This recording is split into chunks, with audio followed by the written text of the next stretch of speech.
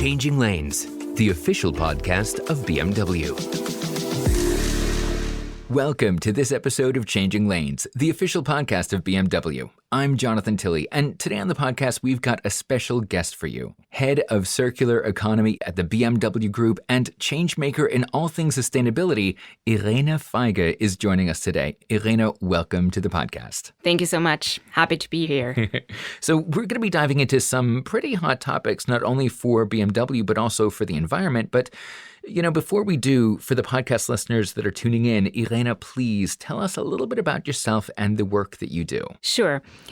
Before I started with BMW, sustainability has always been a very important aspect of my life.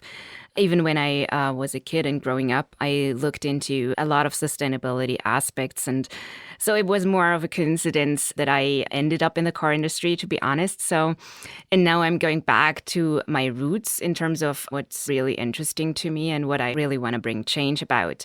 At the moment, I'm working with people and on topics that I am strongly intrinsically motivated to change something and to actually bring about change that will enable a future for all of us. So I'm very happy to be here and to be able to make a positive change. Exactly. And that's what it's all about, How would you explain circular economy to someone who's never heard of the phrase? So if you think about a circle, that means that things are running within the circle. So when you're using those things at the moment, most of the things are in a linear process. You use them and you throw them away and that's it, right? So the materials are going to be degraded and they either burned or end up in a landfill. So they're not reused.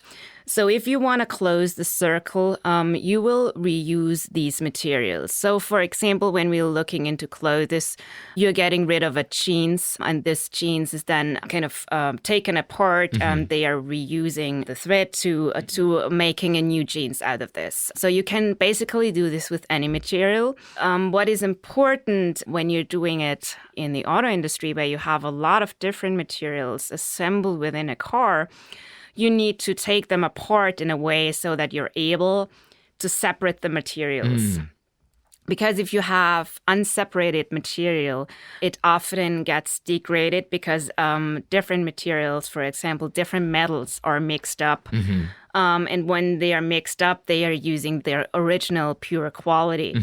And that's why it's so important to think about being circular at the moment of producing and designing product. So you need to think about the end of life of a product once you start thinking about designing the product itself. I never thought of it that way. That's so fascinating to hear. Of course, if the circle is going to come full circle, you have to think about where you started first. So it does actually truly come full circle. And with all those materials, I never thought of it that way. That's fantastic. So in the spirit of reasons why not to change, what are some myths or common misconceptions that you hear from a lot of people or the general public that they have about sustainability that's, I don't know, it might be keeping them stuck in the past and not wanting to change? How can we bust through these myths of people that are not really open to sustainability, and what would you say to them? Well, I think there are a lot of aspects, depending whether you're talking to consumers or if you're talking to managers who are taking decisions every day. So if you're talking to consumers, I think there's a lot of people are just overwhelmed by what they should be doing, what you could be doing, all the options that you have. And then you need to decide between 10 options, what's the best option. And a lot of people are overwhelmed with the sheer data. So before they analyze all these 10 options, they say, okay, then it's just too much for me. And I just continue how I did it for the last 10, 20, 30 years. So one aspect is I think it's a very complex topic, and we need to help navigate people this difficult process. The second aspect, I think, is inertia. So a lot of people, they used to do it all the time, and then it can't be that wrong, right? So you just continue to do it like you always did, and it's easy, and you don't need to change. And this is something that not only concerns the environment, but it's everything we're doing, like getting out of your routine is so hard. Like when you have before a New Year's Eve and you think about what you're going to change next year, you're trying to do that for the first 3 days and that's it, because it's hard to really change the routine. So this is the second aspect. And the third aspect is, of course, that, everybody else is not changing. So why should I be the first one of doing this? And so if no one changes, why should I do that? And it does not really help because I'm only one person and so many people on this planet. So my contribution is a very small part of everything and I cannot really change. So this is, people kind of feel overwhelmed and don't know how their own contribution actually can help. Yeah. And so I think we need to help them on the first hand is navigate. And navigating is reducing complexity. So for us as a company, it's important to actually be transparent, to tell people their options and why one option is better in terms of sustainability. And I think this is also something, so when you think about your personal life and how you actually can make a contribution without going too far, without renouncing to things that are important to you, there are a lot of aspects that can be done before. So, for example, if you think about where you get your power from, it does not change the quality of the light in your house if it's coal-fired or if it's coming from solar, right? True, so you don't feel anything. Yeah. So I think that's the first aspect everybody can just change their power network, where they get the power from.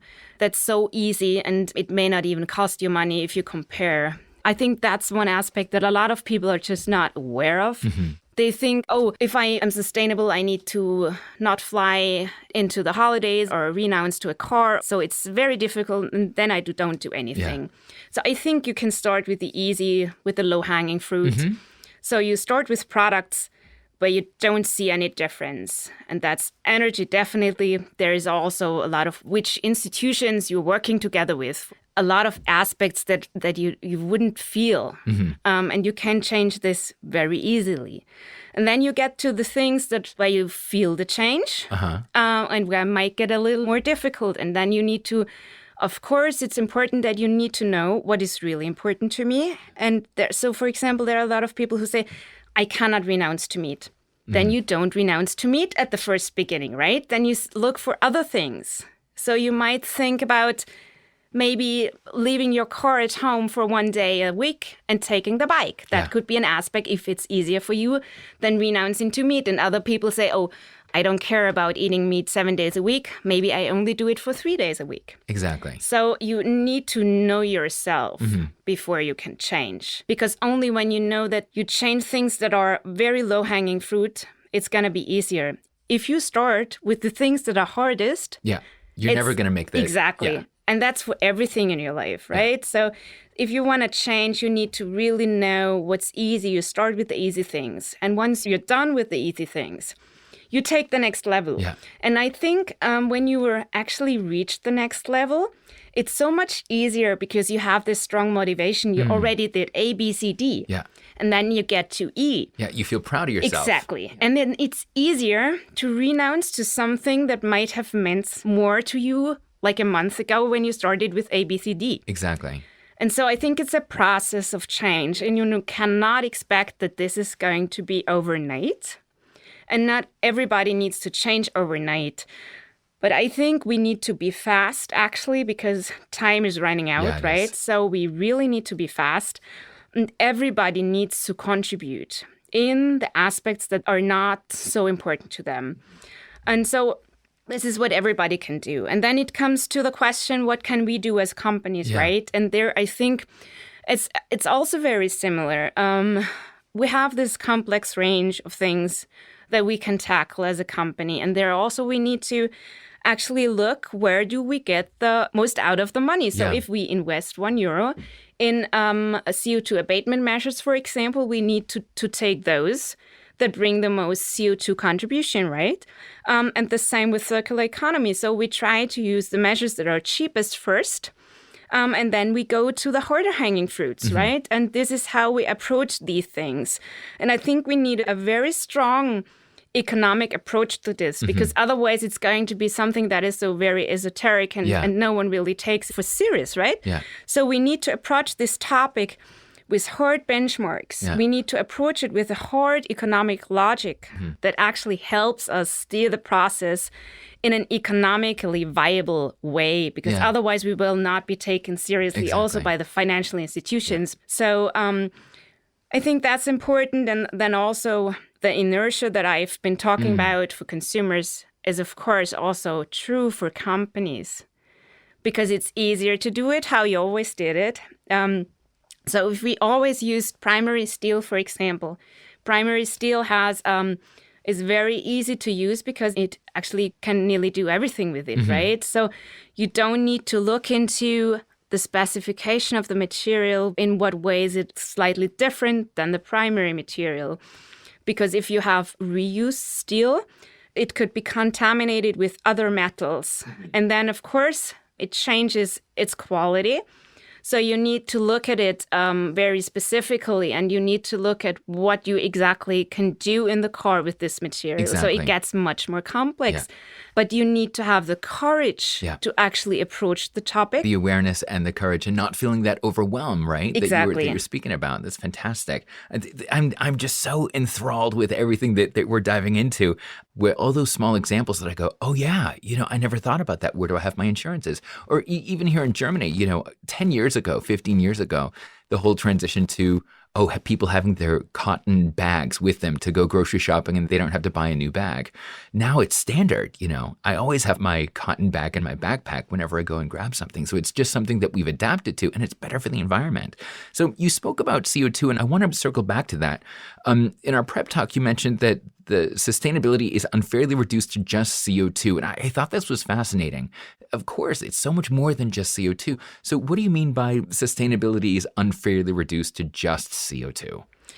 Because, the public debate is completely circling around CO2 now, and especially when we look into the car industry, the debate circles around when is there an end date to the combustion engine. Of course, we need a strong push into electric mobility. I'm not doubting this. And this is one of the most important aspects that we as an industry need to tackle, and we need to tackle it now.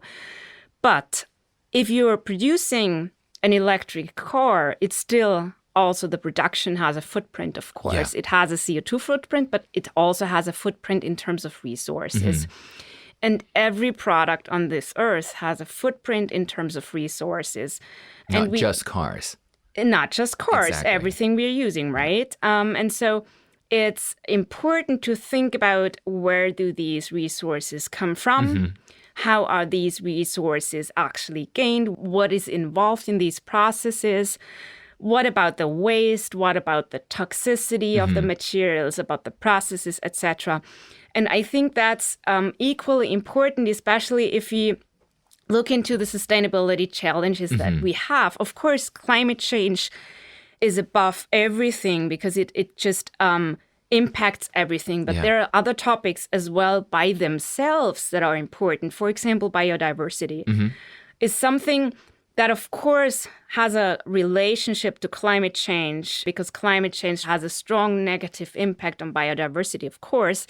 But there are other aspects. For example, how you're using land is very important in terms of biodiversity.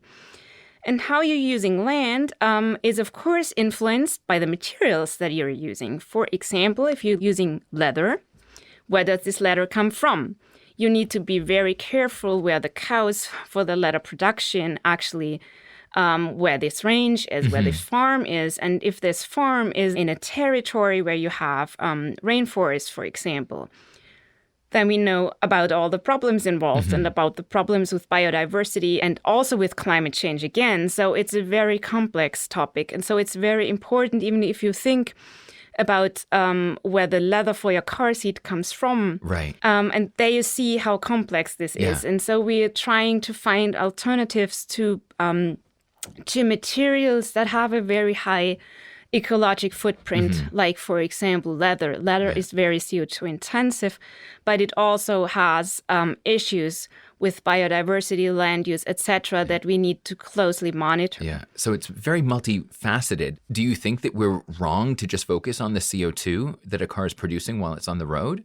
This is the aspect that is very visible. And that's why the debate is concentrating around it. And of course, it's a very strong aspect that needs to be addressed. But it's not the only thing. Exactly. And I think it's addressed because everyone is moving into e-mobility right now. So it's just a matter of how fast, but everyone is moving there, and really everyone is saying we're moving into e-mobility as fast as possible. So I think that's not something also where you can differentiate yourself as a company, because everybody is going to race that race, right?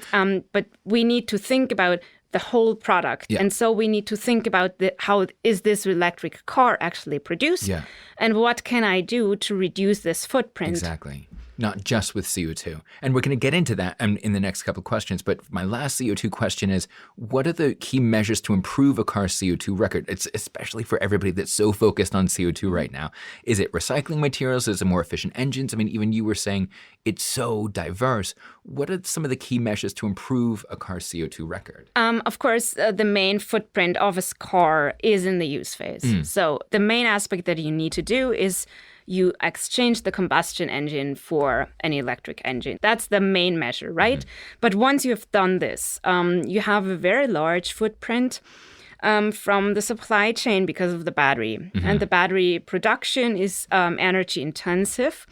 And if this energy does not come solely from green sources, you have a high CO2 footprint in the supply chain. So what you try to do is you try to get rid of all the energy in the supply chain that is not green. So you try to get rid of any fossil fuel in the energy mix. That is easy to do with electricity, rather easy to do. Then you try to exchange thermal fossil by using hydrogen, for example. Then you can, for example, you can buy CO2-free primary steel, which is also for you as a company rather easy to do because it's still the same steel.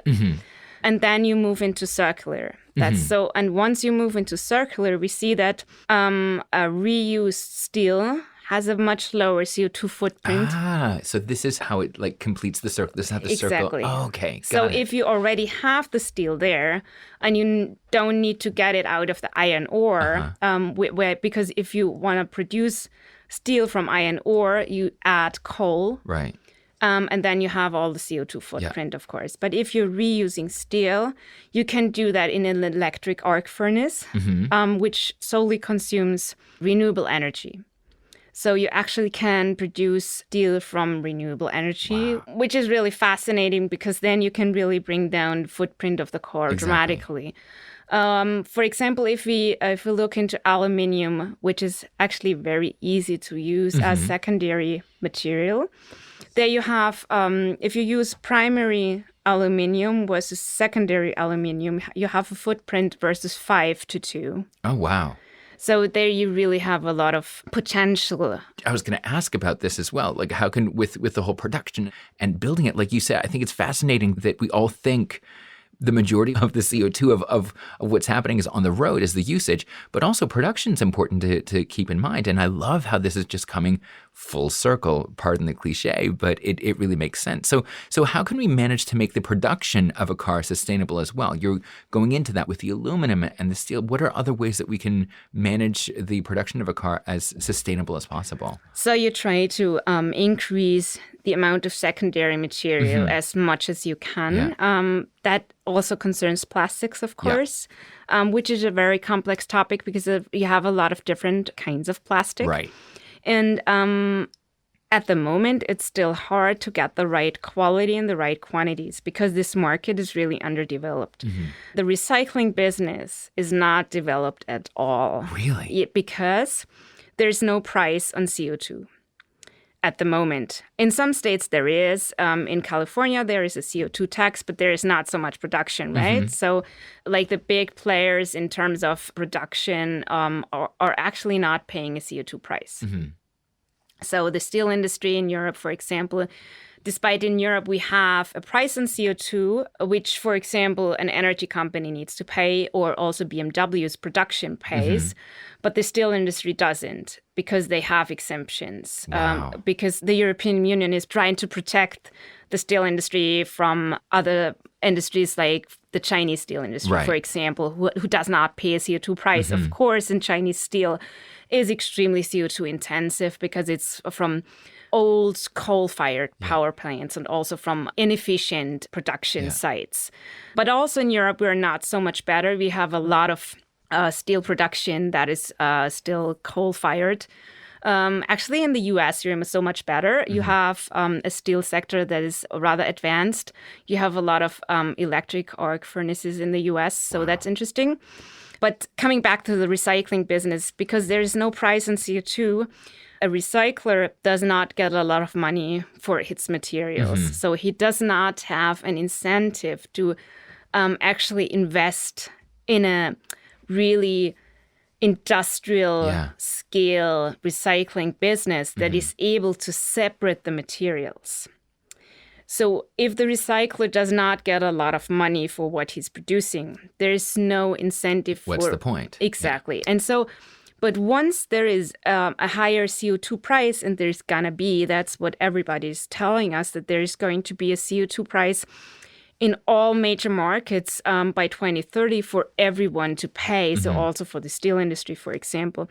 And this means that a recycler gets much more money for its material because there's going to be a strong demand for low CO2 intensive material, so for secondary material.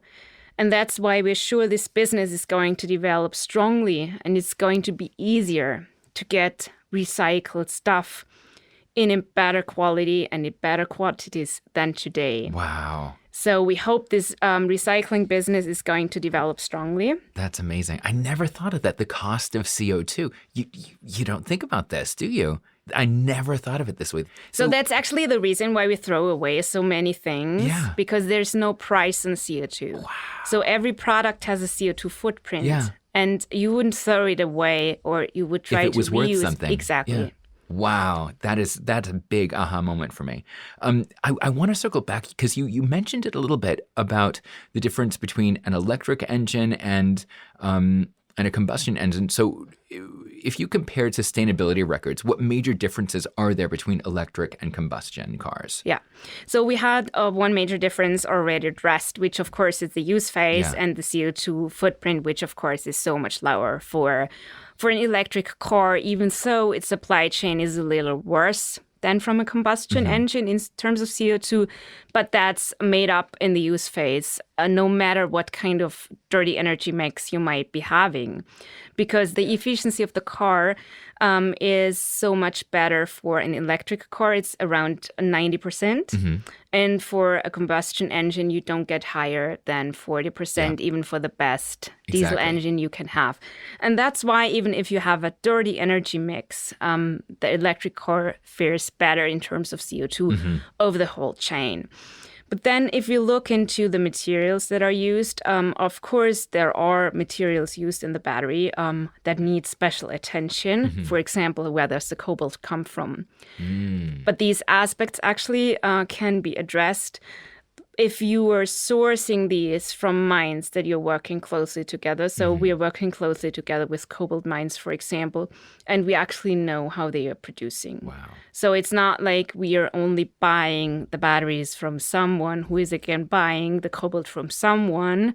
You're at the source. Exactly. And there we control the conditions of how you get these materials. So I think you can, when you know that there are problematic materials involved, you try to control the supply chain, and then you're pretty safe in terms of what is happening there. That's fascinating. So even for the podcast listeners that are like, yeah, that's nice. And okay, those statistics are good. But, what about a combustion engine being more sustainable than an electric engine? Is it still possible? I see how the resistance to change, not wanting to change, and always go back to, like you said, it's a little bit overwhelming. We're not used to it. It seems too big and too complex. So we'd rather just stick to what we have. And that question of, can a combustion engine be more sustainable than an electric engine? It might come up. So what do you have to say about that? Absolutely. I mean, there's often this argument around, is it really better when it's a coal-fired power plant? But this question can actually be very easily answered. Yes, it is. It is better in any market that we are talking about in terms of CO2. And when it comes to the supply chain, this is something that the producer, this is us, needs to address, needs to make sure that it's a clean supply chain and that is reliable. This is, of course, a bit more difficult for the electric car because there you have more of these problematic materials, but you need to control them, right? But this is the same actually for a combustion engine as well. So you always need to know where your supply chain. Exactly. And always trying to make it better each time. Exactly. Yeah. No matter whether it's combustion, whether it's electric, always getting better. Exactly. And so these arguments that electric mobility is problematic as well, that sometimes seems to me a little like, something new is coming there and we're going to find something that actually kind of tries to explain why it's not so good. Find the fault in it. Exactly, exactly. So another question that I have is, how much has the production of cars changed to meet today's standards? Or do you think it's not changed that much compared to the past? Well, it's changing dramatically, right? I mean, just exchanging the engines is a very That's big... massive. That's massive, right? So it changes the whole value chain, actually. So as it changes the whole value chain, of course, also the way the car is actually produced changes. And then when it comes to what kind of materials you're using, that's also a very big change. If you're thinking this closed loop, as we call it, we call it closed loop if you close the circle, so to say. And there, getting back to our example from the beginning, when we think about closing this circle, we need to think about the timelines that we're talking about. So when we design a car today, this has its start of production usually in 6 years from now. Then it's going to be produced for another 6 years. Then we are at 12 years. And then it has usually another 6 years where it's going to be produced. So we're just talking about 18 years. And then we're talking about 18 to 20 years when it's in the market. So we're talking about 40 years right now. So when we think about end-of-life design, we're thinking about a car that is going to be dismantled in 40 years from now. And that's what makes it so challenging because we do not know how the recycling business is changing. Like you said, 2030, the CO2, will there be new laws? This is such new land and everything's evolving so fast, and then the 40-year lifespan and then closing the circle. I mean, it's a lot to think about. Absolutely. And the only way you can navigate this is if you really know where you want to go, right? So if you know what your vision is, and if your vision is that you want to use as little new primary material as possible, then you know how to address this, because then you have this vision of using as much secondary material as possible, and then you try to do everything to come close to that vision, right? Every year, every step at a time. And this is how you approach this process. If you only say, I'm trying to project how regulation is going to be, and I'm only doing what regulation is demanding from me, then it's going to be very complex because I will have a regulation in the US, I will have one in China, I will have one in Europe. It's going to be a very complex thing to navigate.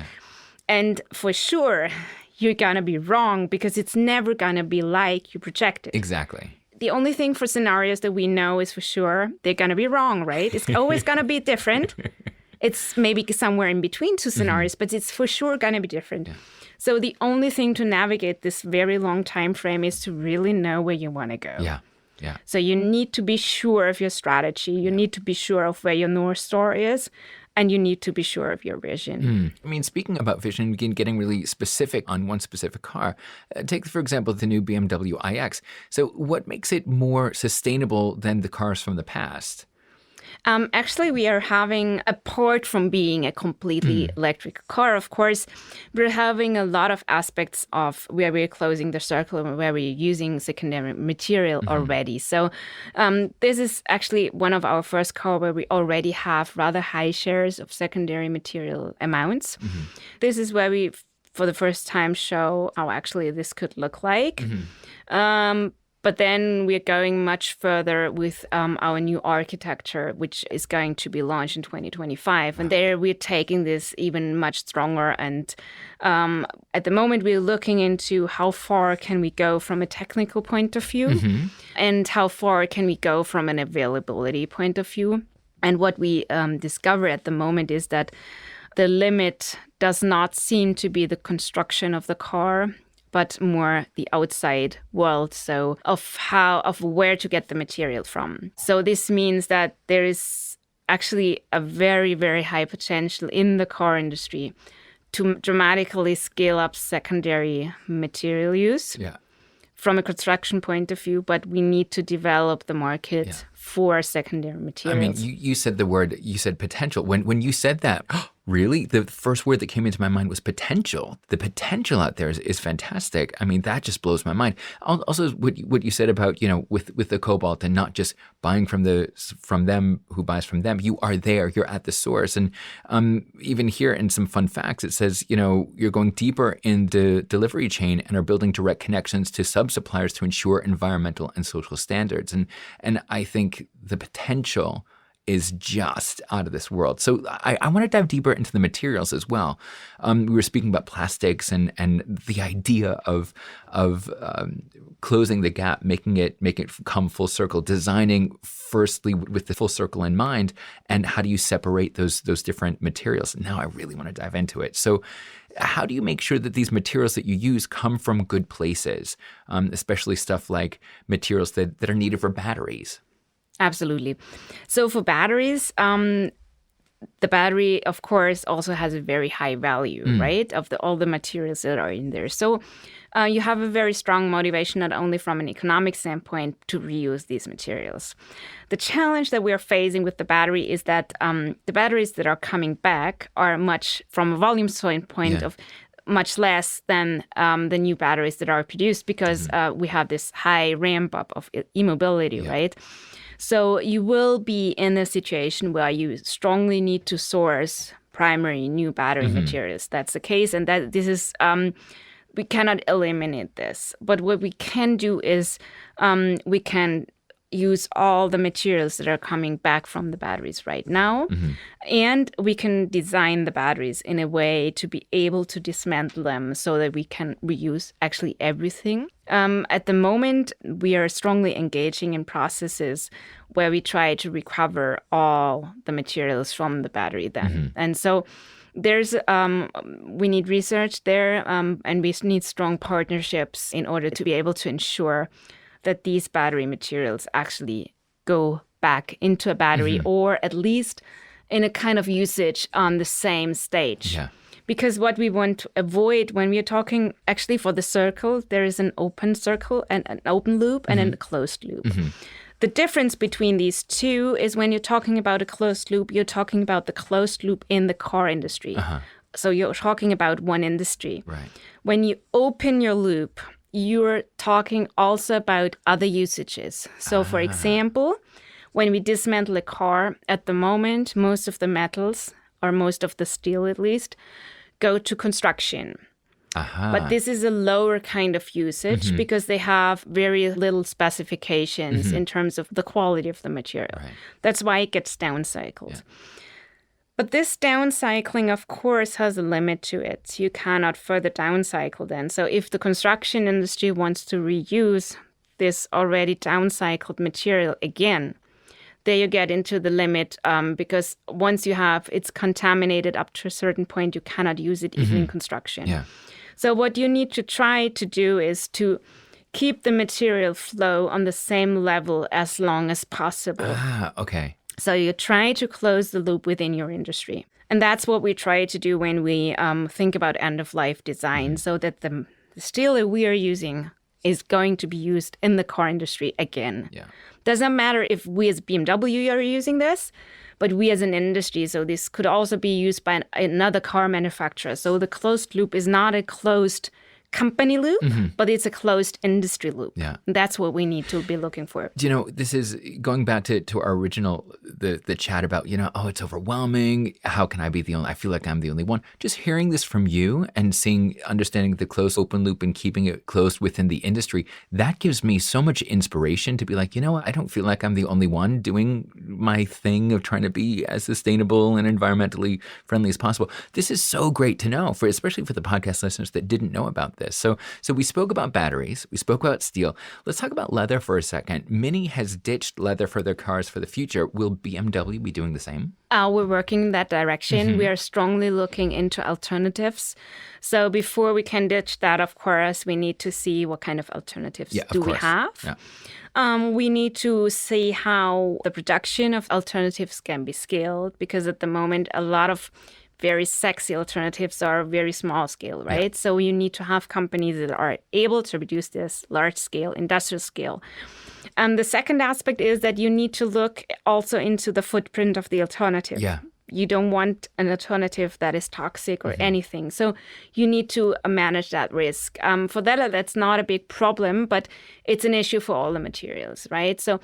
And if you're looking into biomaterials, for example, so if you're looking for substitutes for leather, we're probably going to use bio-based stuff, because you don't want plastic, right? As an alternative. You don't want fossil-based plastic. So we're looking into bio-based, and there you have a lot of different options, like your unlimited options, so to say. And actually, it's not only us moving there. So the textile industry is doing a lot. So also players that you would not expect to be there, like fast fashion companies, are declaring to be completely circular by 2030.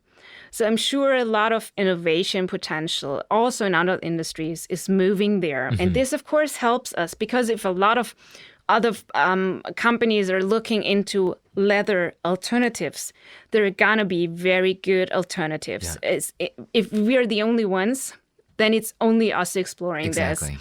And so I'm sure there's going to be a lot of different materials that are either bio-based or there are recycled materials by 2030 that can be used in the car industry, but also in other industries. So that could be closed loop in the fashion industry and also in the automotive industry as well. Absolutely, yes. Wow, that's pretty cool. And, as a fun fact, we identified 38 critical raw materials that we take special measures with. And just hearing that number alone, it's like, okay, it's not just leather, steel, aluminum. There's so many different factors that you're working on that really trying to make every single car that's produced even more sustainable than before.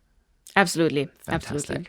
So let's talk a little bit about more reasons to change. I mean, I know for me, this has just been so eye-opening, but for the podcast listeners that might still be on the fence, okay, production might be one thing, but you kind of need people to drive the cars as well, right? So what are the most important things, me as a car owner and as a driver, that I can do to improve the sustainability of my car, like in usage? How can I, as a driver, help make a change when it comes to sustainability? So when you already own an electric car, then of course it comes to the energy mix that that you're consuming. You should look into your energy provider and see if it's a green energy provider. If not, you should think about to change this, because only when you know where the energy is coming from, you know how green your footprint in the use phase is, right? Exactly. So that's one thing. I think if you already own an electric car, it's only consistent to actually consume green energy, more sense, right? Yeah. Exactly. So that's what you said in the beginning as well. Do you know where your energy is coming from? Is it green? That's something that's really easily done. It's a phone call away or an email away to make that change. Exactly. And so, and when you own the electric car, it's only consistent to have that either from a green energy supplier, or if you're in the position to actually also produce your own energy. I think that's also a very smart way, because the more decentralized the energy mix is, the easier it is for the whole system to change. So we not only need people to consume green energy, because in some markets like Germany, it's going to be a challenge. It's possible, but it's going to be a challenge to completely have green energy. But the more decentralized we are, the more people that are producing their own energy, the easier it gets for the whole power sector to change. Exactly. And then you also think about the heating system in your house, etc. And so that's a whole complex of things. So when you've changed the energy that you're using and maybe also the heating system, actually a lot of energy is consumed for heating. Yeah. And I just discovered the heating sector in Germany is so fossil-based still. Really? When we think about using heating systems from solar power, there's a payment that you get back on your investment. You don't get that on the market right now. So, but it still seems like having a heating system is so much cheaper to build, right? Than but in the long term. Exactly. And this is something that you also need to think about when you think about the decision between combustion engine and an electric car. Of course, at the first sight, it might be a little more expensive, but actually the cheapest cars, even at the moment, if you're looking at total cost of ownership, the electric car is usually cheaper. And so that's also an aspect that you need to think about when you're making your choice. When you do long-term investments in a car or in a heating system, you need to think about all the costs that are coming. It's just like when you buy an LED light bulb. We've all switched on over to LED light bulbs. Exactly. We don't think about it anymore. Is it more expensive? Yes. For the long run? No. Exactly. We're still getting accustomed of thinking in these long terms, right? So always when you make a long-term investment, you need to think about which costs actually are coming towards you. 100%. Yeah. And this is also the same for the CO2 price, because the CO2 price is not only going to be paid by the steel industry. Every consumer is going to pay that price when they get their heating bill. Everyone's affected. So, and if you are heating from solar, you're not paying any price. Exactly. So you need to consider all these aspects. Most definitely. I mean, in our preparation for our conversation, I read that BMW doesn't see sustainability as a sacrifice, but rather as an additional joy factor. I mean, I just got a little bit of a joy factor making that connection with the LED light bulb, and like, whoa, if we can do that, we can do so much more for the auto industry. So indulge us. Can you explain a little bit more about the joy factor in sustainability? Of course. I think we've already also touched some of these aspects. When you just think about the materials. Yeah. And the world of different materials is so fascinating, especially if you think about bio-based materials. The texture of how it feels is going to be so different than from something that is artificially produced. And so when you touch bio-based materials like wood, for example, that has a so different feeling to it. And you can do so many different things with bio-based materials. And I think that's going to be the fun factor, actually, of exploring these new materials. Oh, really? The texture? Texture, look and feel, but it's also the smell, right? Yeah. So I think a car that has a much higher share of bio-based materials will smell differently, totally differently than right now. And so we're also exploring these aspects of texture, of smell, of how it feels, and of how the whole experience in the car is going to feel. So if you're surrounded by biomaterials in the car, that feels differently than it does today. Yeah. And so I think there's a lot of that is going to be changed. And what I can promise is that you're going to see those things in the coming month of what we are going to present in terms of materials that are either secondary materials. Really? There are a lot of things that you're going to see that we are presenting in terms of biomaterials and secondary materials. Wow. So you say in the next couple of months, but let's take it even further. In the next 5 to 10 years, let's jump into the future for a little bit. What do you think is on the horizon? What will have changed at BMW if we did the exact same talk again, if I asked you the exact same questions, but in 5 to 10 years from now? In 5 to 10 years, we will, of course, be much further in terms of the development of these materials. We will know how they look. We will see how it actually feels. But then we will also reach some challenges, right? Because now it's easy to change because there's so much potential. Right. But if you're already at a secondary steel share, then you're reaching limits. Yeah. And this is where it really gets then interesting and fascinating. And then I think you will see the companies who are really innovative and who really make that last mile, because that last mile is going to be the most difficult mile. Yeah. It's going to be the most difficult in terms of construction and in terms of thinking, of actually daring to go different roads. You say the last mile. Anybody that's run a marathon, I haven't. My goodness, I've done a 10K about 10 years ago, and that was tough enough. But from what I hear is, you have the 26.2 miles, and that you do the 26 miles, but that 0.2 is the hardest ever. And that makes sense in this example as well. That last bit is going to be where the real challenges come. All right, so as drivers, in the future, in 5 to 10 years from now, how will things have adapted to those changes as drivers?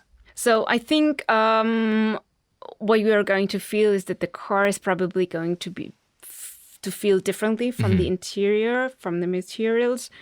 And of course, driving an electric car is very different from driving a combustion engine. And everybody who's already done it knows about the fascination of driving an electric car. So I think this is different. And then, of course, driving an electric car is going to be so much cheaper in the use phase. So this is also an aspect that, of course, influences the usage. And there we will see how much actually usage goes up because it's going to be cheaper. Yeah.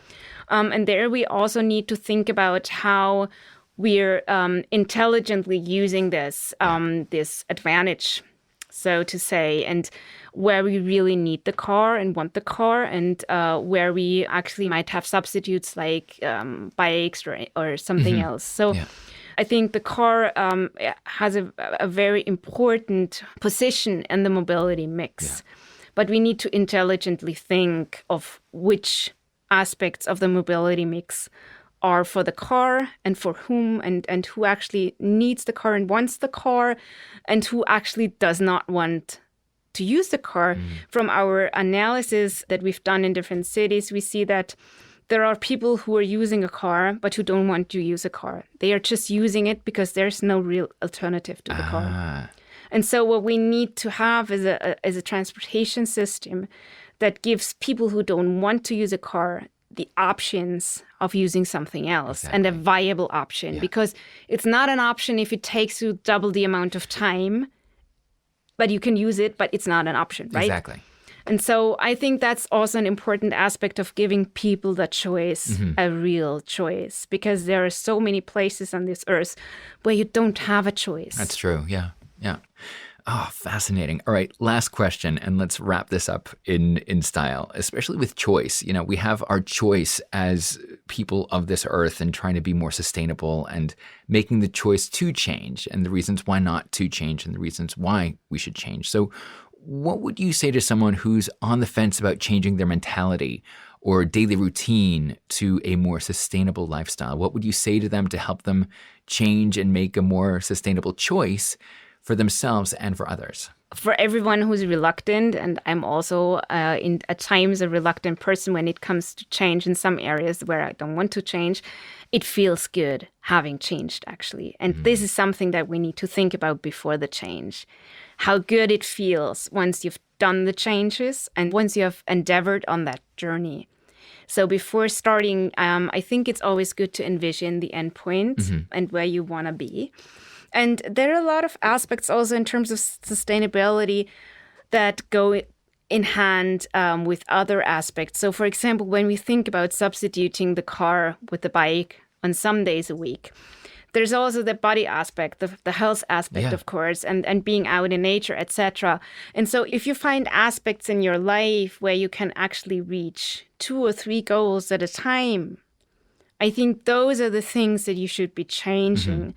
And if that also helps you to achieve other goals like being more fit or being out in nature or losing weight, etc., I think that tremendously helps to reaching your goals. And that feels good. Absolutely. Right? That feels good. And you're helping the environment, you're being more sustainable, and it all comes full circle, doesn't it? Exactly. That's the case. Oh my goodness, Irene, everything's coming full circle. The potential, the idea of the LED light bulb moving into our homes, and now with the electric cars and the batteries moving into our garages, it just makes sense, and it really does come full circle. I know know that our podcast listeners might need a breather just to take all this in like I did today. So thank you so much for joining us today on the podcast and spending time with us today.